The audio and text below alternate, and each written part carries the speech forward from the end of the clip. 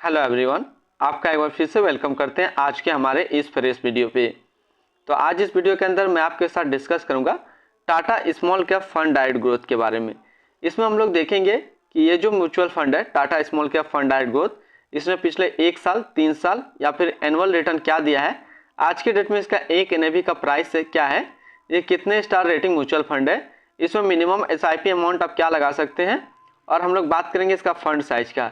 साथ ही साथ हम लोग देखेंगे Tata small cap fund direct growth के अंदर यदि कुछ इन्वेस्ट करते हैं तो आने वाले 1 साल, 3 साल में क्या रिटर्न देखने को मिलेगा, और हम लोग बात कर लेते हैं कि इसके अंदर कौन कौन सा स्टॉक लिस्टेड है।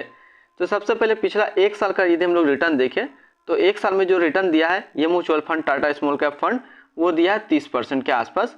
3 साल की रिटर्न की बात कर लेते हैं तो 42% के आसपास रिटर्न दिया है, और एनुअल रिटर्न की बात कर लेते हैं तो लगभग 27% के आसपास एनुअल रिटर्न है। अब हम लोग एनएवी देखते हैं तो आज के डेट में इसका एक एनएवी का प्राइस है 32 रुपया 31 पैसा। रेटिंग की बात करें तो ये 4 स्टार रेटिंग म्यूचुअल फंड है। इसमें मिनिमम एसआईपी अमाउंट आप 150 लगा सकते हैं, और इसका जो फंड साइज है वो है 6134 करोड़ का।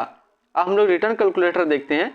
यदि आप इस म्यूचुअल फंड के अंदर 5000 रुपया पर मंथ जमा कर रहे हैं तो 6 महीने में जो आपका पैसा जमा होगा वो जमा होगा 30,000 रुपया, आपको मिलेगा 32,087 रुपया।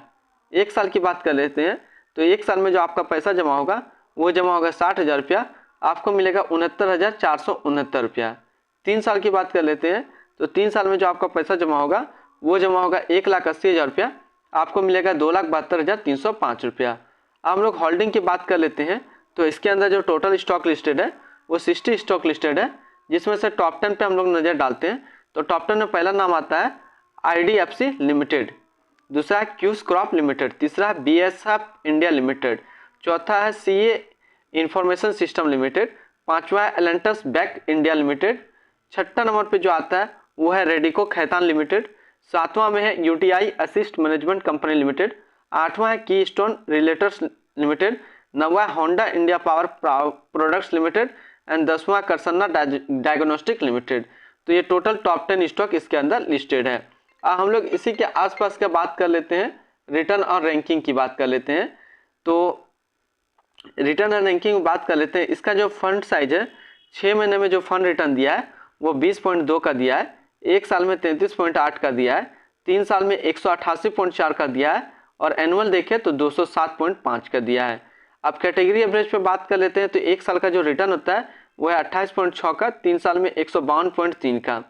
रिटर्न रैंकिंग की कैटेगरी पे देखें तो 6 महीने में ये 27वें नंबर पे रैंक करता है, 1 साल में 15वें नंबर पे रैंक करता है, और 3 साल में चौथे नंबर पे रैंक करता है।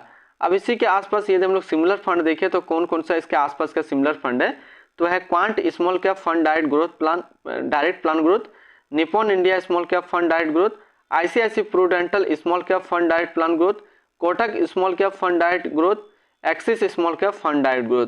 तो इसके आसपास का ये इतने सारे सिमिलर फंड्स हैं। अब हम लोग बात कर लेते हैं इसकी expensive ratio, exit load and tax का। तो एक्सपेंसिव रेशियो जो इसका है वो है 0.3%।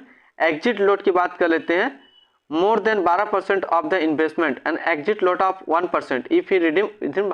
यदि आप 12 महीने के अंदर रिडीम कर लेते हैं तो इसका एग्जिट लोड जो है वो 1% है। स्टैम्प ड्यूटी जो है 0.005% है। अब हम लोग कुछ और बात कर लेते हैं इसकी फंड मैनेजमेंट का।